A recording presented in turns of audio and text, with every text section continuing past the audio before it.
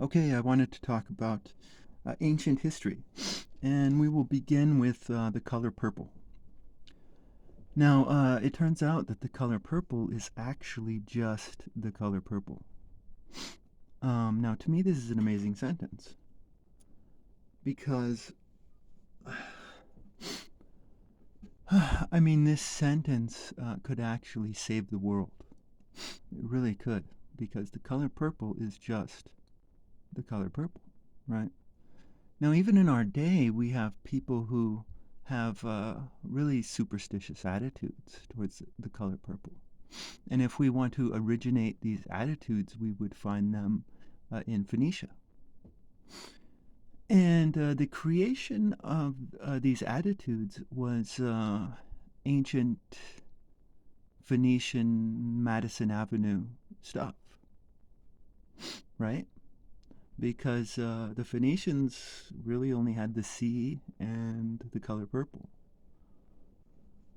Um, and they did really well with it, right?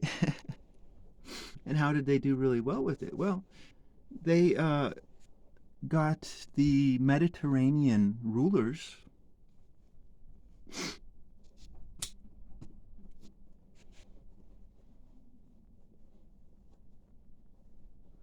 They got the Mediterranean rulers to spend a shit ton of money on the color purple, right? Because with the ancient, I mean, these are Phoenicians, right? They're going to have been influenced by Mesopotamia, which worships the word.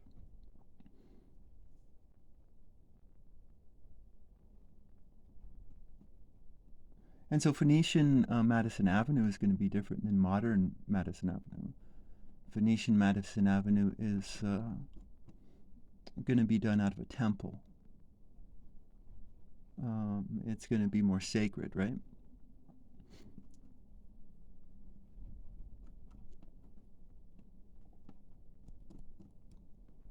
And, I mean, we can see the success.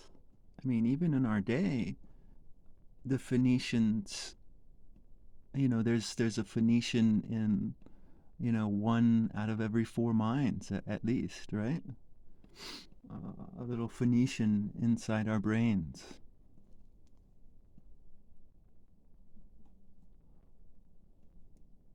But yeah, going beyond that, because this is the really important part. And the really important part is that what can we conclude from this? We can conclude that all of these people are rubes. The Phoenicians were treating all of these leaders without respect, right? They were being silly.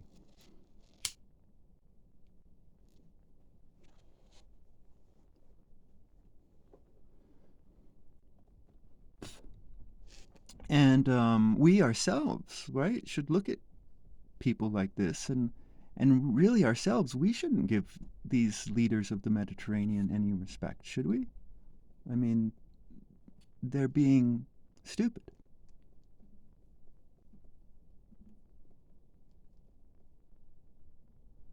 And yet, if you go into any fucking history class in the world, what do you see? You see some false wise man standing up in front of a class, droning on for hours, talking about these leaders of the Mediterranean with respect.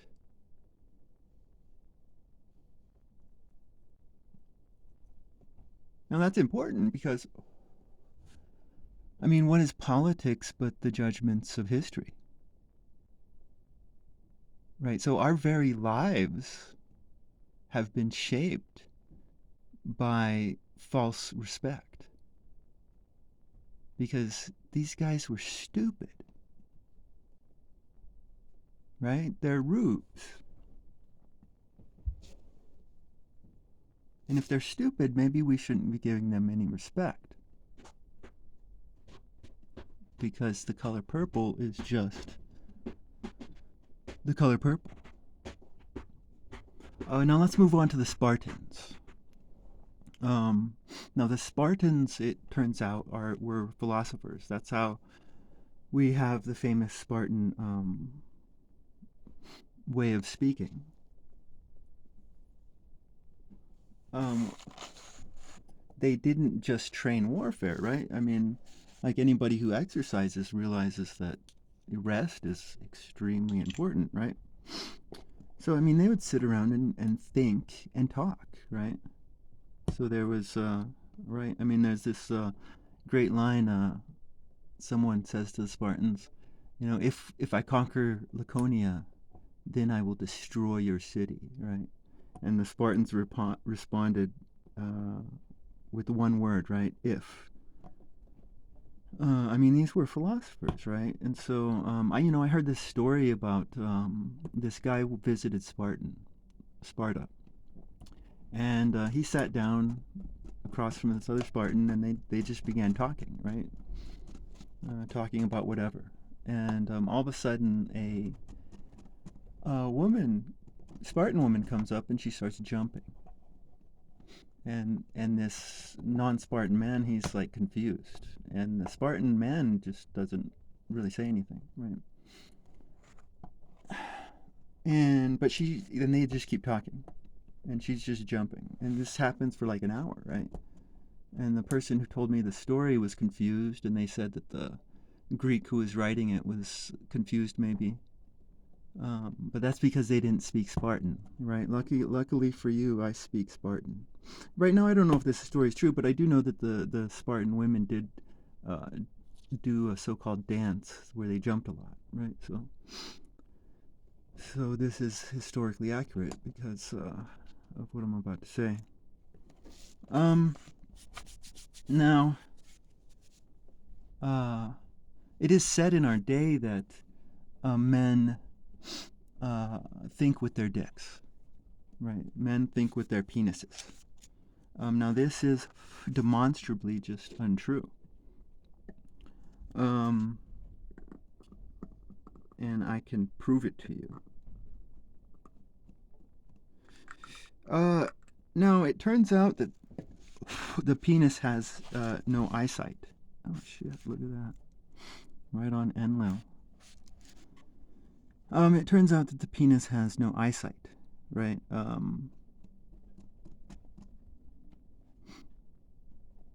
The penis doesn't know if how did it go? I think it was shit, was it one or two? I think there. I forgot.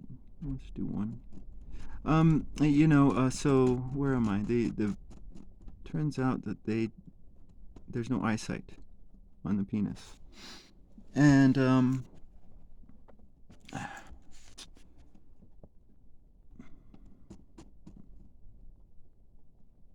shit, I forgot how this went. I just looked it up. Anyways,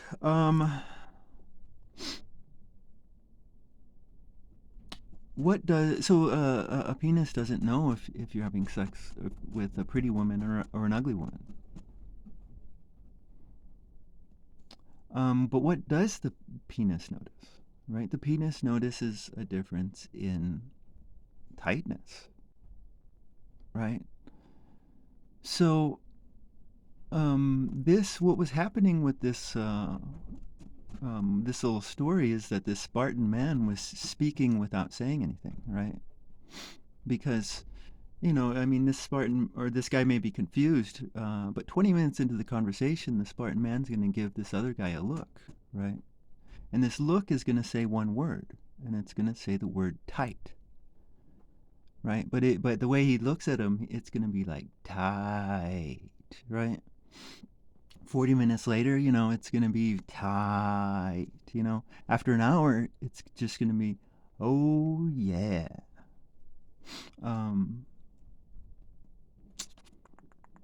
Yes, this is why Spartan women jumped. I mean, it is said because they want to have strong babies, right? But, and, there could be some truth in that. But, I mean, they could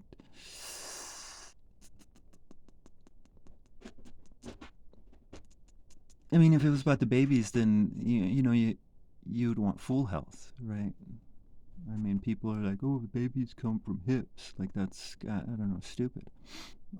You would, and the Spartans weren't stupid, so you would want full body health. So to focus on the legs, uh, I mean, men don't.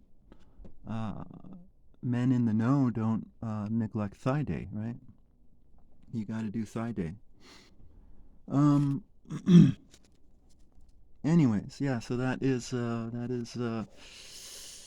Sparta and the philosophers of Sparta. Um. What else? What else? Oh, let's go to the Trojan horse, right? So there's a symbology here, right? The Trojan horse is a statue, and the statue is art, right? So the Trojans are bringing in art into their city, and but what's inside of this art? It's deadly Greek soldiers, right? So, what's the symbolism, right? The symbolism is that deadly art brings down walls, right? And what are walls? The walls are morals, right? So that's the symbolism. Uh, yeah. Walls, deadly art brings down morals. You can destroy a society not through warfare, but through promoting deadly art. Um, let's end with this. Let's end with the Romanians. Now, I heard a story. I'm bad with research, but I heard a story when I was learning about the Romans, and it was saying that after they had conquered Dacia, they realized that these Dacians were speaking a form of Latin.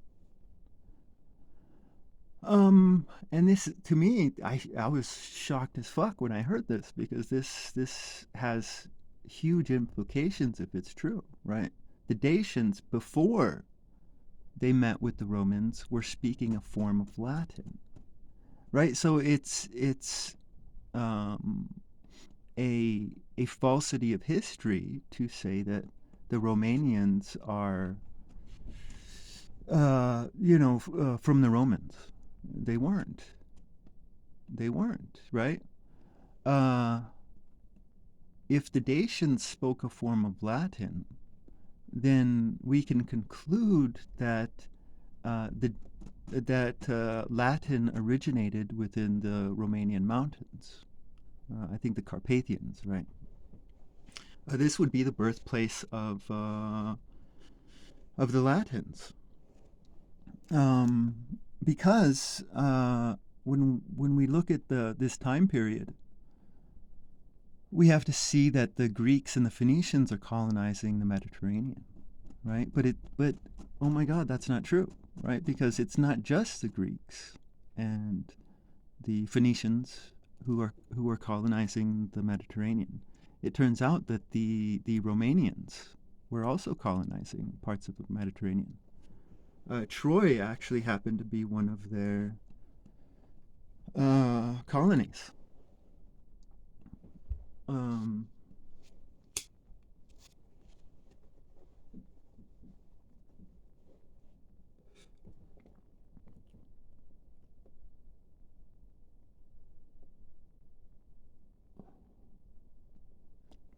I also heard that Hittite was a form of Latin, so we could assume that the Romanians conquered Anatolia.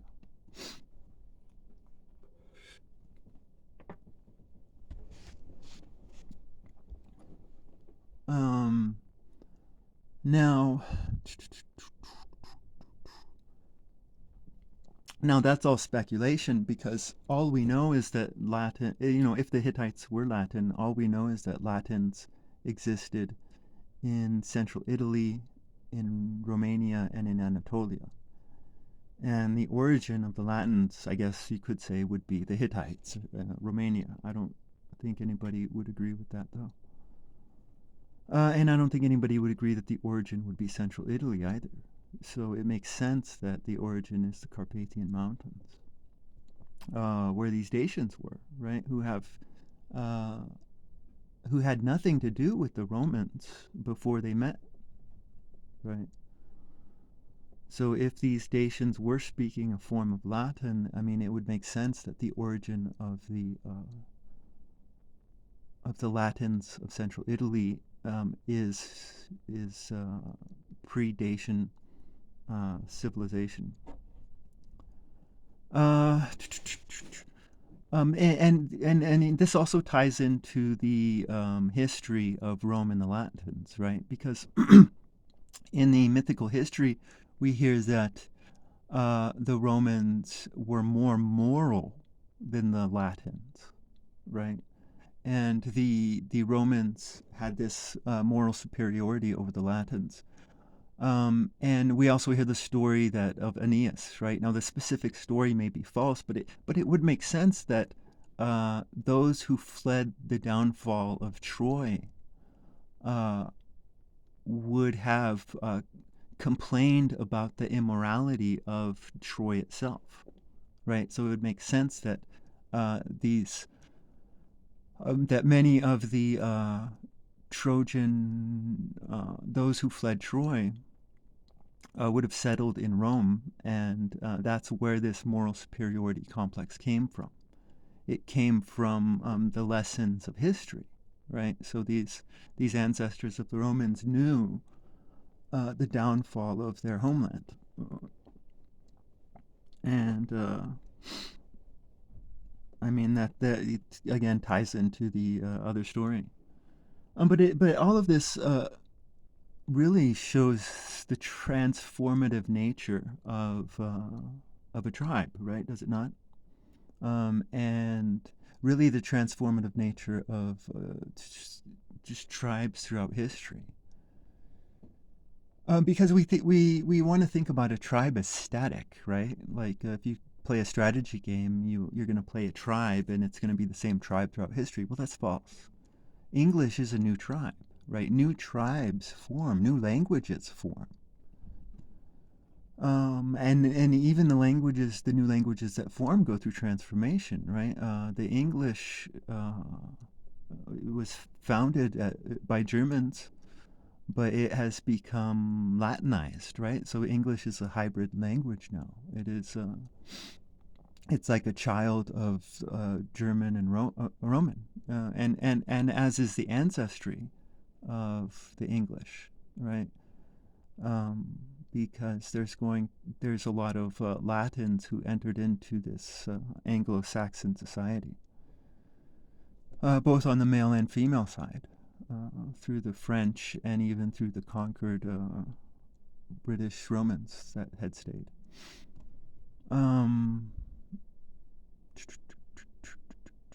So through ancestry and through language, English is a hybrid tribe. It's a new tribe, though. I mean, and if we were to go back to Old English, we wouldn't be able to talk with any of the ancestors, any of the first English, right? Da-dum, da-dum. Yeah, no, tribes transform, and it's those who think of tribes as static. These are the people who cause so many problems in life, right? Are they not? They're the stupid wise men uh, who talk about idiots as if we should respect them.